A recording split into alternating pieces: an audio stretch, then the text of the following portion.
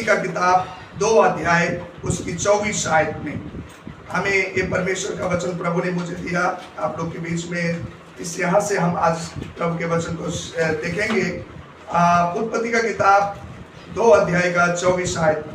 यहाँ पर परमेश्वर के वचन में लिखा है 24 में इस प्रकार से हमें देखने को मिलेगा।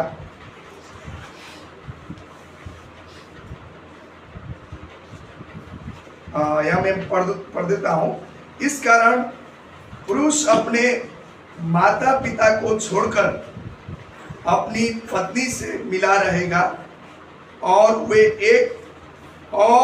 एक ही तन बनेंगे। आमीन। सो ये प्रभु का वचन है।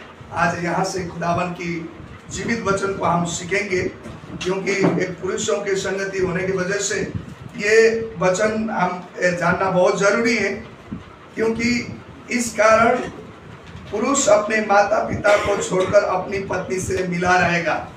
ये वचन को जब हम देखते हैं तो परमेश्वर यहाँ पर क्या बात करना चाह रहा है पुरुषों के लिए और एक पतियों के लिए। और यहाँ से आज मैंने बोलने का शीर्षक परमेश्वर के वचन में इस तरह इसका शीर्षक दिया, एक ईश्वरीय पति के रूप में जीवन जीना। एक ईश्वरीय पति के रूप में जीवन जीना, living as a godly husband.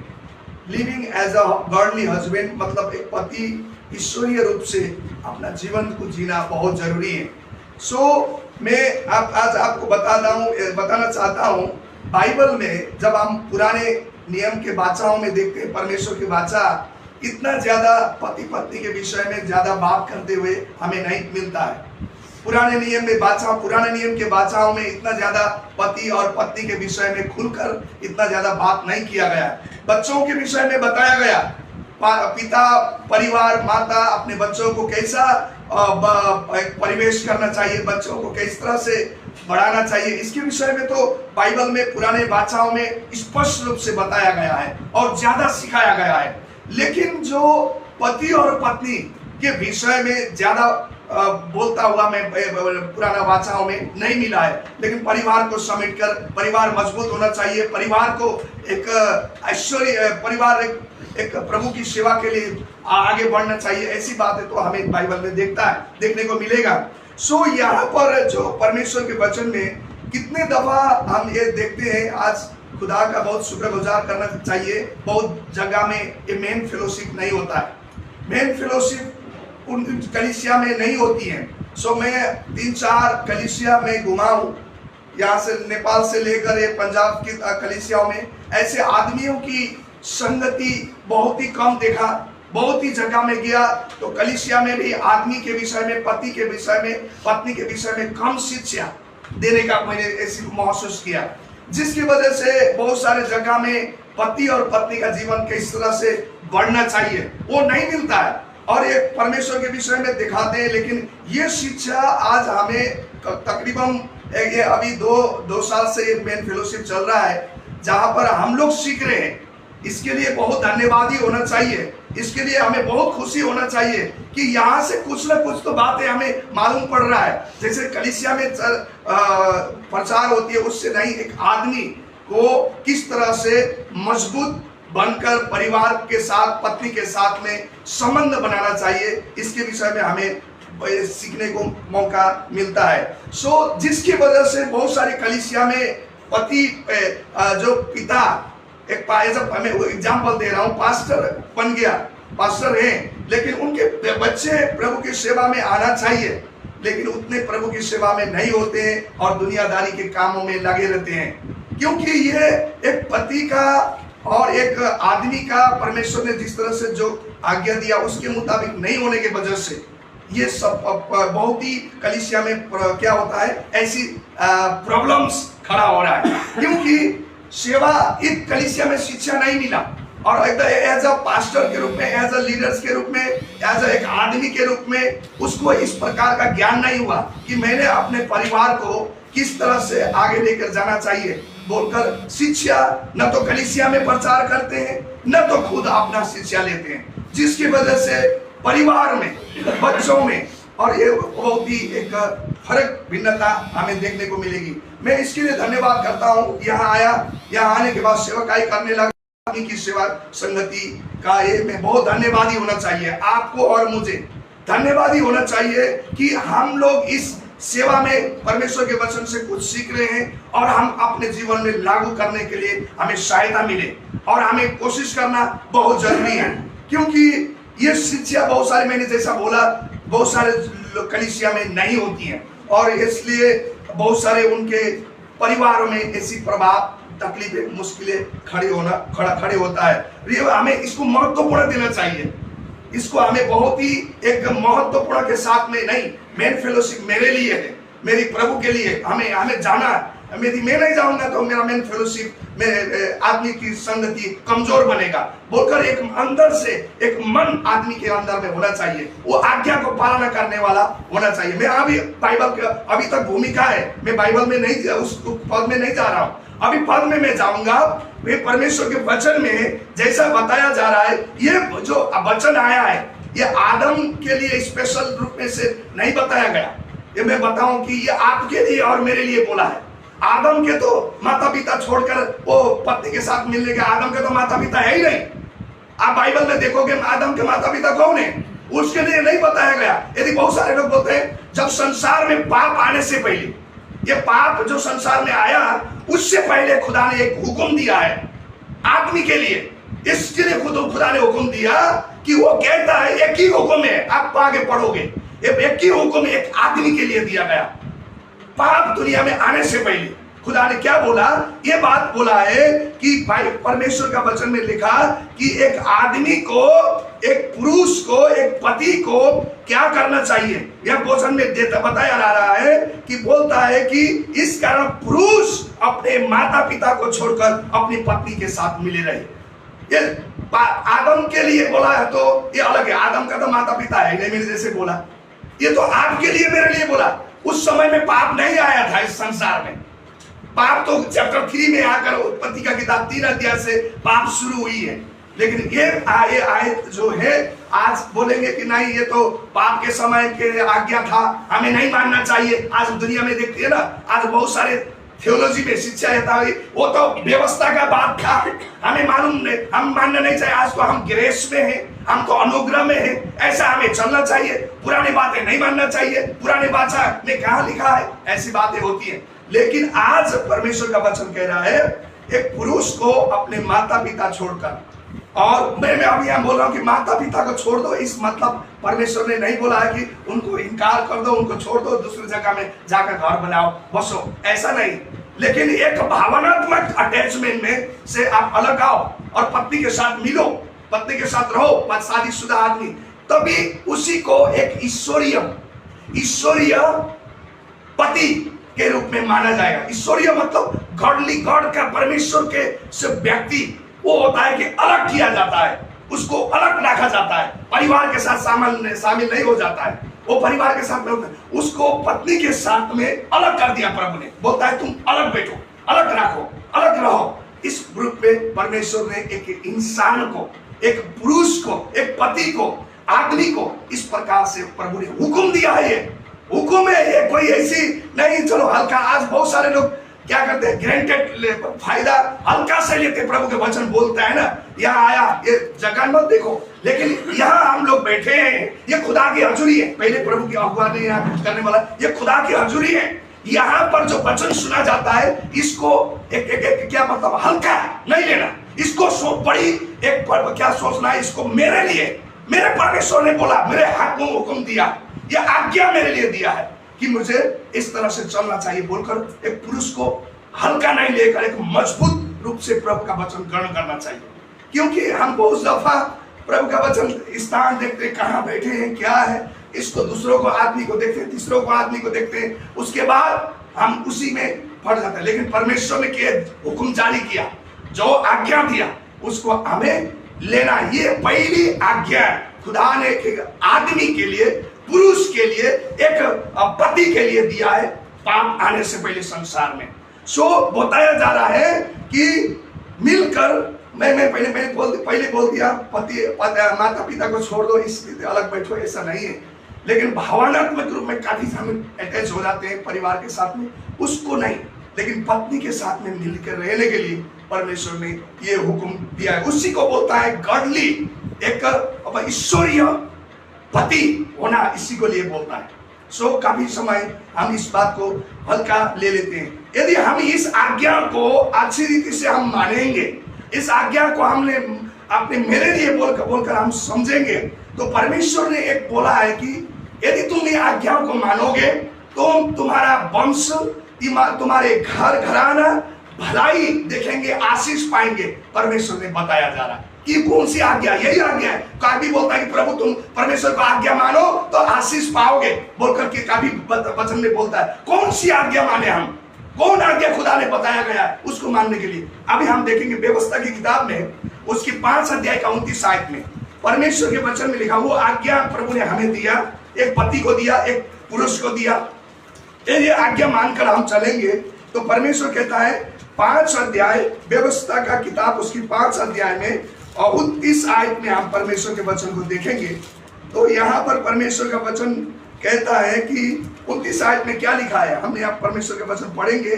लिखा है परमेश्वर के वचन में, भला होता, मतलब ये तो मान लेता, मेरी हुक्म को मान लेता तो ऐसा होना था। क्या लिखा है, भला होता कि उनका मन सदैव ऐसा ही बना रहे कि वे मेरा भय मानते हुए मेरी सब आज्ञाओं पर चलते रहे, जिससे उनको और उनके वंश की सदैव भलाई होती रहेगी। आमीन, होती रहे।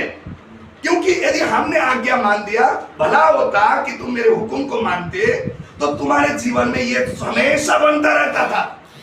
यदि तुमने ये हुक्म को नहीं माना, इसलिए ये भलाई और आशीष तुम्हारे वंश में, परिवार में नहीं बना है। भला होता कि तुम खुदा के हुक्म पर भय मानता था। भला होता था कि एक पति, एक पिता, एक पुरुष मेरा आज्ञा मानता तो इसके घर में ऐसे आशीष आना थी, ऐसी भलाई होना था, ऐसी आशीष बनना था। लेकिन हुक्म को उसने नहीं माना, जिसकी वजह से उसके परिवार में ये भलाई दिखाई नहीं दे रही है, ये आशीष नहीं दिखाई दे रही है। एक पुरुष के लिए परमेश्वर ने बोला, भला होता कि ये आज्ञा तुमने मानता।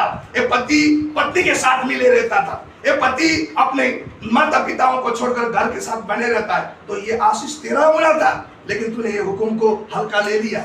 भला होता तुमने माना नहीं, जिसकी वजह से ये समस्याएं देखा पड़ रही। परमेश्वर का वचन में ये बातें बताई गई है। सो इसलिए जो भी परमेश्वर का वचन हमें सिखाया जाता है, उसको हमें परमेश्वर का वचन पहली जो आज्ञा जो दिया था पुरुष के लिए, आदम को बनाने के बाद, आदम स्त्री तो आदम से निकली हुई है, इसलिए उसी के शरीर से एक तन बने रहने, मतलब खुदा ने उस स्त्री को उसी के आदम की पसली से बनाया गया, एक तन से बनाया गया, एक शरीर से बनाया गया, और वो एक तन में मिले रहेंगे बाद में। तो खुदा बोलता है कि तुम मिलके रहना एक ही तन होकर। ऐसा नहीं बोला कि खुदा ने तुम्हें अलग अलग रहो, तुम लोग अलग अलग रहो, ऐसा नहीं बोला, एक ही तन होना। परमेश्वर ने वचन में वही बात बोला ना, माता पिताओं को छोड़कर पत्नी के साथ में एक तन होकर मिलकर रहना। परमेश्वर ने ये बातें हमें बताया जा रहा है। सो इसलिए आज हमने उस खुदा के हुक्म को, परमेश्वर के वचन को हमें मानेंगे तो एक ईश्वरीय पिता का जीवन होकर हमें इस परिवार में एक मजबूती के साथ जीने में हमें मदद करता है। हमें एक पति होने के नाते, ईश्वरीय पिता होने के नाते हमने परमेश्वर के हुक्म को मानना है। ईश्वरीय पिता तभी हो सकते हैं, ईश्वरीय पति तभी हो सकते हैं जब खुदा के वचन को हम मानकर चलते हैं। सो हमें अभी परमेश्वर के वचन में यही बातें नई नियम में बहुत खुलकर बता रहा है। नई नियम में जो नई भाषा है खुदा की, यीशु मसीह की, जो पति पत्नी के बारे में ज्यादा पुराने नियम में भाषा में नहीं बोल रहा है, तो नई नियम में यीशु मसीह और नई नियम में बहुत खुलकर स्पष्ट रूप से पति को बताया जा रहा है। और वो बात को हमने यकीन करना है कि नई नियम में खुलकर बोला है, तुमने पति के साथ कैसा, पत्नी के साथ कैसा व्यवहार करना है, पत्नी को कैसा करना है, कैसी व्यवहार करना है, ये चीजें नई नियम में खुल बोला है। पर पुराने नियम में इतना ज्यादा नहीं बोला, बच्चों के विषय में जैसा तुमने सिखाओ बोल के बताया जा रहा है। सो इसलिए आज आपको और मुझे, हमने परमेश्वर के वचन से जो हमें एक आदमी को, एक परमेश्वर ने हर एक आदमी के लिए जो योजना बनाकर इस संसार में भेजा है, उसके विषय में हमें देखना चाहिए। तो एक ईश्वरीय पति में होने वाला गुण को भी हमें जानना बहुत जरूरी है। सो मैं समय को इतना ही रखकर मैं आगे भी मैं कुछ बातें बताऊंगा कि जो है कि ईश्वरीय पति को एक परमेश्वर के बातों वचन पे जो लिखा है उसकी कितनी किसे करके मानना जरूरी है, उस इसमें कुछ गुण हैं ईश्वरीय पति होने के लिए। उसके लिए हमें कुछ बातें हम सीखेंगे। पहली बात हम देखेंगे, एक ईश्वरीय पति अपने जीवन में हमेशा अपने परमेश्वर की योजना को जानकर उनको परिवार में समझाएगा, उद्देश्य को परमेश्वर के बोलेगा। ईश्वरीय पति में गुण जो है कैरेक्टरिस्टिक ऑफ गॉडली हस्बैंड में जो होने वाले गुण क्या है। पहली बात जो है कि उसने परमेश्वर की योजना को समझकर परिवार में बताना है। मैं अभी प्रभु ने मुझे बुलाया, मैंने एक परमेश्वर की योजना मेरे जीवन में मेरे परिवार के लिए क्या है, एक पति को समझना है, एक पुरुष को समझना है, आपने समझना है। पहले काम प्राथमिकता देना, ऐसी चीजों में हमने सीखना है और सिखाना है, क्योंकि परमेश्वर बोलता है एक परमेश्वर की योजना को उसने समझेगा और उद्देश्य को अपने घर में लागू करेगा, बताएगा। मेरा मकसद, मैं जब प्रभु ने बुलाया एक पत्नी के साथ मिले के रहने के लिए और उसको एक तन होने के लिए, तो मैं समझना चाहिए मैंने अभी इस परिवार को, मेरे परमेश्वर की उद्देश्य क्या है मेरे परिवार में, उसको जानना है। कितने दफा हम एक परिवार में पति एक परिवार को दूसरे परिवार के साथ क्या कर देते हैं, हर्ष में तुलना कर देते हैं। ये गलत चीज है, क्योंकि ये चीज हमने पुरुष ने जानना चाहिए। परमेश्वर ने उस परिवार के लिए जो अनुग्रह किया, उस योजना बनाया, आपके साथ नहीं मिल भी सकता है, लेकिन हम बोलेंगे कि वो परिवार ऐसा है। हम लोग कितने दफा अपने परिवार को, अपने बच्चे को, अपने पत्नी को दूसरे की परिवार के साथ में तुलना कर देते हैं। ये हमारे लिए सही नहीं है, क्योंकि परमेश्वर ने उनके जीवन में कुछ परिवार में कर दिया। हो सकता है आपके लिए आने वाले दिन आप परमेश्वर की योजना है आपके लिए, मैं नहीं बोल रहा हूं। परमेश्वर की एक यूनिक योजना, एक महान अद्भुत योजना हर एक परिवार के लिए है, हर एक परमेश्वर के बेटा बेटियों के लिए, परमेश्वर के लोगों के लिए है, क्या है, उन परिवार के लिए भी है। अब हम फिर उसको बोलेंगे कि ये परिवार को ऐसा मिल रहा है, देखो वो लोग ऐसे करके चलते हैं, देखो वो लोग ऐसे करके चलते हैं। तो परमेश्वर का अनुग्रह उनके परिवार के लिए, आपके परिवार के लिए भी परमेश्वर का अनुग्रह है, पर कुछ देर में हो सकता है। इंतजार करना है उस चीजों के लिए, रुकना है, इंतजार करके परमेश्वर में और अपने परिवार को बोलना है। कितने परिवार में हम ऐसे समझ देखते हैं कि घर में दूसरे के बारे में ज्यादा बात किया जाता है। एक परमेश्वर का जो घरली हस्बैंड घर परिवार में दूसरों के बारे में बात करेगा, वो परिवार में फिर क्या होता है, आदर नहीं मिल जाएगी। वो परिवार में ऐसी दूसरे ऐसा है, वो विश्वासी वैसा, वो देश वैसा, वो चर्च ऐसा, ऐसे हम घर में बात करेंगे। बच्चे लोग समझ लेते हैं, पत्नी लोग समझ, वो आदर नहीं देंगे, वो आदर फिर नहीं देंगे। तो इसलिए एक परमेश्वर के जो परमेश्वर की इच्छा योजना पर चलने वाला पति, परमेश्वर की ईश्वरीय पति घर में किसी की बातों के बारे में नकारात्मक बात नहीं करेगा, क्योंकि वो बच्चे सुनेंगे। आज के बच्चे बहुत ही स्मार्ट हैं, आप किसी के बारे में बात कर रहे हो बच्चे फट समझ लेंगे, और उसके बाद उसके प्रति उसका नफरत या उसके प्रति उसका जो व्यवहार अलग दिखाई देता।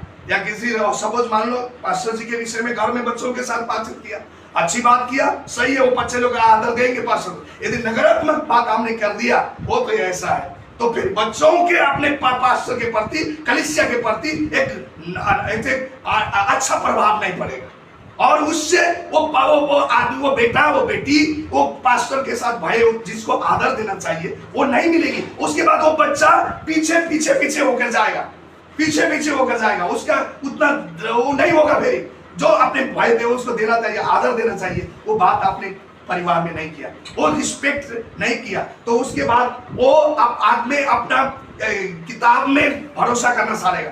दुनिया का किताब ये बोलता है, ईश्वरीय बात पर वो नहीं आएगा। वो सोचेगा एक दिन संडे जाना है चर्च में, बाकी समय अपनी मर्जी से करे, अपनी मर्जी से जिए, अपनी मर्जी से काम करो, अपनी मर्जी से चले, ऐसा हो जाता है। इसलिए ईश्वरीय पति परमेश्वर की योजना और उद्देश्य को अपने घर में समझाए। परमेश्वर की योजना ये है, आपका बुलाहट ये है, परमेश्वर ने मुझे इस प्रकार से चुना है, आपको पर ये समझाएंगे तो वो परिवार क्या होगा कि परिवार एक मजबूत परिवार बनेगा, वो प्रभु की डर और आदर में चलने वाला परिवार बनेगा। हमने ये चीजें एक ईश्वरीय पति का होने वाला गुण के विषय में मैं आपको बता रहा हूँ। आइंदा आने वाले दिन में कभी भी ऐसी अपनी गलतियां नहीं करें, क्योंकि परमेश्वर के वचन में लिखा है, प्रभु का वचन हम देखते हैं। यदि ईश्वरीय पति में होने वाले गुण में यहाँ लिखा हुआ है कि इफिसी 5:23 में हम परमेश्वर की वचन में देखते हैं, तो वचन में ये बातें हमें देखने को मिलेगी। इफिसियों 5 चैप्टर उसके वर्ष 23 में परमेश्वर के वचन में पति पत्नी के विषय में ये बातें स्पष्ट रूप से यहाँ पर बताया जा रहा है। मैं आपके बीच में पढ़ देना चाहता हूँ। परमेश्वर के वचन में लिखा है कि यहाँ वचन में बताया है 23 में ऐसे, क्योंकि पति पत्नी का सिर है, जैसे मसीह कलीसिया का सिर है, और वो स्वयं ही देह का उद्धार करता है। आमीन। मतलब यहाँ क्या बोल रहा है कि जो पति पत्नी का सिर है, और जिस प्रकार से मसीह जो है कलीसिया का सिर है, बताया जा रहा है। जिस प्रकार से ये योजना परमेश्वर बताया जा रहा है, जिस प्रकार से परिवार ने ये समझाना है कि हमने परमेश्वर मसीह जो है हमारी कलीसिया का सिर है, और एक पति जो पत्नी का सिर है, ये समझाना है। उसको हमने जानना है कि ये परमेश्वर ने बुलाहट जब हमें दिया, परमेश्वर ने हमारे परिवार को अलग किया, तो ये मुख्य उद्देश्य है, बातें हैं कि हमें ये समझना है, और परिवार में हमेशा अपने परिवार को ये बातें समझाना है। मसीह जो कलीसिया है, कलीसिया जो है मसीह का सिर है। इसलिए हमें ये बातें अपने जीवन में भी समझाना है। जैसा वचन में नीति वचन 17:6 में बताता है, बूढ़ों की शोभा उनके नाती पोते में होता है, और बाल बच्चों की शोभा उनके माता पिता में होता है। माता पिता, बाल बच्चों की जो शोभा है उनका माता पिता होते हैं। माता होते हैं, वे पिता होते हैं। शोभा मतलब खास करके बाइबल इस तरह से माता पिता दोनों लेकर चलता है, कुछ बातें बोल रहा है। पिता बच्चों का एक शोभा है, एक उनका एग्जाम्पल है, उदाहरण है। एक हमें जानना बहुत जरूरी है। जैसे आप प्रभु के बारे में वचन पढ़ने में, प्रार्थना, चर्च के बारे में सही भलाई की बातें करोगे, चर्च की उद्देश्य, परमेश्वर की योजना हमारे लिए ये है, हम बोलेंगे तो वो बातें बच्चों के परिवार में भी प्रभाव पड़ता है। इससे परमेश्वर की आशीष रहती है। दूसरी बात एक गुण होने वाले, जो एक गॉडली हस्बैंड में होने वाली एक चरित्र, एक गुण है, ऐसा होना चाहिए कि एक बलिदान पूर्ण प्रेम, जैसा बाइबल खोलता है, सैक्रिफिशियल लव, बलिदान पूर्ण प्रेम। मतलब पत्नी के साथ में जो इफिसी 5:25 कहता है, अपने पत्नी को ज्यादा दे रहा है, प्राथमिकता दे रहा है, वैसा प्रेम करो जैसा कलीसिया मसीह जो कलीसिया से प्रेम करते हैं। एक बलिदान पूर्ण, जैसे मसीह ने जिस तरह से बलिदान करके कलीसिया को बचाया, उसी रीति से अपने जीवन में भी हमें अपना बलिदान करने वाला एक बातें, पत्नी के लिए ऐसा प्रेम होना चाहिए कि अपना स्वार्थी प्रेम नहीं होना चाहिए। ये बातें परमेश्वर के वचन में हमें सिखाता है। इसी कितने दफा ये होता है कि हमें सोचते हैं कि मैं सब कुछ, हम लोग अपने पति के साथ में भी ऐसी बातें होती है, लेकिन पहले उनको प्राथमिकता देना बहुत जरूरी है। जिसको कहते हैं कि सेल्फलेस, मतलब बिना स्वार्थ का एक प्रेम भी कह जाता है, उसको बातें बोल सकते हैं हम लोग। तो ये बात को जानना बहुत जरूरी है। और तीसरी बात जो है, पत्नी का सम्मान के विषय में, आदर के विषय में परमेश्वर का वचन हमेशा हमें सिखाता है। पिछली बार हमने हमारे भाई एडविन जी ने बताया था 1 पीटर चैप्टर 3:7 में, पत्नी को एक छोटे से कमजोरी बर्तन समझकर उसका संभाल करो, बोल के परमेश्वर के वचन में लिखा। वो आदर की बात है, खास करके आदर देना, सम्मान देना। जहाँ पर कठोर बात होती है पत्नी के लिए, वो चीज में हम आधार नहीं मिलेगा। जैसा जहाँ पर पत्नी को हम नेगलेक्ट कर देते हैं, वहां पर क्या होती है कि हम खुद नेगलेक्ट हो जाते हैं। पत्नी को नेगलेक्ट करेंगे मतलब एक ही तन है ना, तन तो एक ही है, शरीर एक ही है। उसको इनकार कर रहा है मतलब मैं अपने आप को भी इनकार कर रहा हूँ। उसको अनादर कर रहा हूँ मतलब मेरा भी अनादर हो रहा है। ये बातें हमें जानना बहुत जरूरी होता है। इसलिए परमेश्वर का वचन कहता है कि पत्नी का आदर करना बहुत जरूरी है। जैसे उसी 1 पीटर चैप्टर 2:13 में हम एक बार देखेंगे परमेश्वर के वचन में, दूसरी पत्रुस का किताब उसकी 2 अध्याय का 13 आयत में परमेश्वर का वचन में लिखा है, प्रभु का वचन कहता है कि प्रभु के लिए मनुष्य के ठहराए हुए हर एक संबंध के अधीन रहो, राजा के इसलिए कि वो सब पर प्रधान है। मतलब अधीनताई के विषय में भी परमेश्वर बताता है, एक आदर देने के विषय में परमेश्वर की बातें यहाँ बोलता है। सो इसलिए आपको और मुझे पत्नी का आदर सम्मान देने के, ईश्वरीय जो पति है, जो जीवन जीना है, ईश्वरीय पति को एक रूप में एक जीवन जीना है, तो पत्नी को एक सम्मान देना भी जरूरी है। ये बाइबल हमें स्पष्ट रूप से बोलता है, क्योंकि ये बाइबल हमें बुजुर्ग लोगों ने नहीं सिखाया, बड़े बड़े लोगों ने हमें नहीं सिखाया। तो आज हमें परमेश्वर के वचन से ही हम सीख रहे हैं चीजें। अभी हम अलग अलग कल्चर से आए हुए हैं, अलग अलग हमारी हम जिस परिवेश से निकले हुए हैं, हमारा बैकग्राउंड अलग अलग है।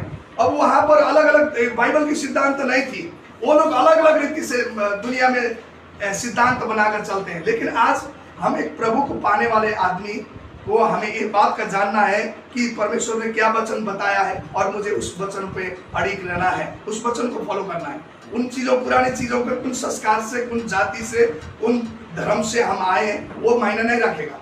लेकिन आज हम क्या सीख रहे हैं परमेश्वर के वचन से, वो वचन हमें क्या बता रहा है, ये चीज को हमने मानना है, ये चीज पे हमें अड़िग रहना है। सो यही हमारे लिए एक आशीष है। प्रभु यही बोलता है कि तुम इन बातों को, भला होता कि तुमने इन बातें को मानता हुआ तो तेरे परिवार आशीष होना था, तेरे घर आशीष होना था, तेरे परिवार मजबूत होना था। लेकिन तुमने इस बातों को, मेरा बैकग्राउंड ऐसा है, मेरा जाति ऐसा है, मेरा धर्म में ऐसे सिखाया जाता, संस्कार ऐसा सिखाया, इसलिए तेरे घर में भलाई नहीं दिखाई दे रही है, इसलिए तेरे परिवार मजबूत नहीं हुआ है, इसलिए तेरे परिवार को एक जो परमेश्वर की आशीष आना था वो नहीं आए। इस बात प्रभु ने पहले भी बताया गया है। इसलिए हमने जो परमेश्वर को वचन सुना, ये परमेश्वर का वचन है। यही आज हमारे माता पिता ने भी नहीं सिखाया ये बातें। हमारे माता पिता ने शादी कर दिया, एक बुलाया, एक लड़की बुलाया, लड़का बुलाया, कर दिया, शादी कर दिया। हम सब लोग भी यही करते हैं, अपने बेटी के लिए शादी कर देते हैं, बेटा के लिए शादी करते हैं। लेकिन ये बातें सिखाया हमने नहीं सिखाया, हमने नहीं सीखा। लेकिन आज परमेश्वर का वचन से हम सीख रहे हैं ये चीजें।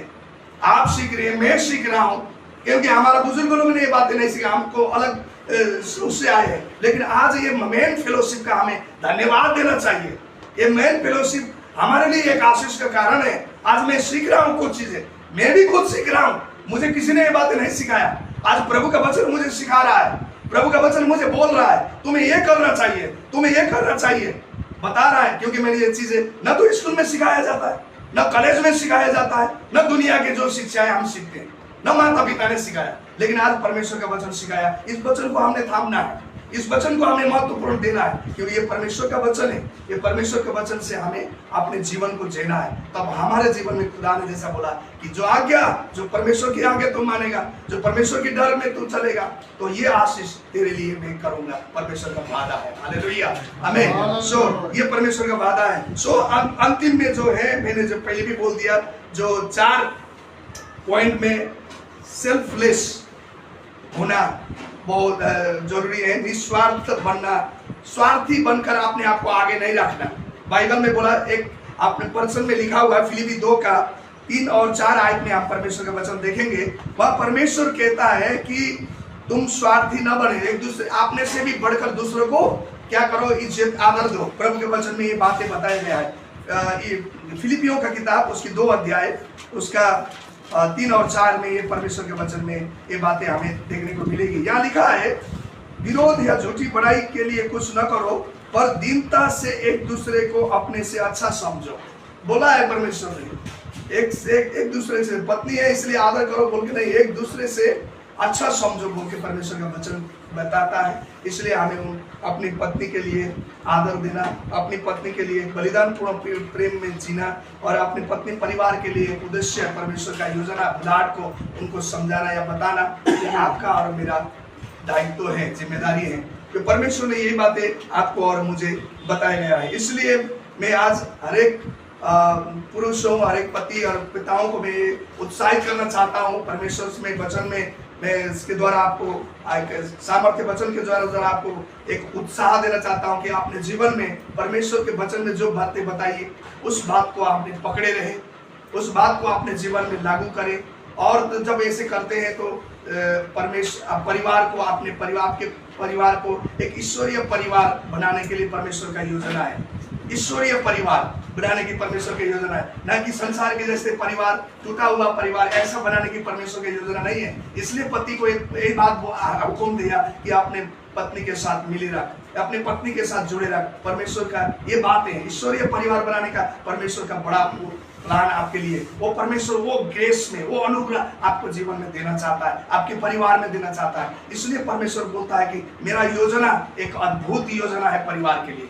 इसलिए परमेश्वर ने आदम से लेकर आज तक ये योजना अपने लागू किया गया है। और अब ये योजना इसलिए किया गया है कि हम एक ईश्वरीय परिवार बना सके, हम एक ईश्वरीय पति बन सके और अपने परिवार को मजबूत बना सके, आत्मिक रूप से मजबूत बना सके और शारीरिक रूप में हर एक चीजों में मजबूत बनाकर परिवार को आगे लेके जाने वाला पिता, पति और एक परिवार, एक पुरुष बने, ताकि हमारे घर परिवार, मंडली, कलीसिया जहाँ रहते हैं हर एक लोगों के लिए आशीष का कारण बन सके। सो ये आज का संदेश है। प्रभु ने ये बातें बताया कि आपको एक living as a godly husband होने के लिए एक परमेश्वर, एक ईश्वरीय पिता के रूप में जीने के लिए परमेश्वर कहता है कि अपने परमेश्वर की योजना को समझकर परिवार को बताना, एक बलिदान पूर्ण रूप से पत्नी से प्रेम में बने रहना, और एक परमेश्वर कहता है आदर का बात रखना, और तीसरी चौथी बात है कि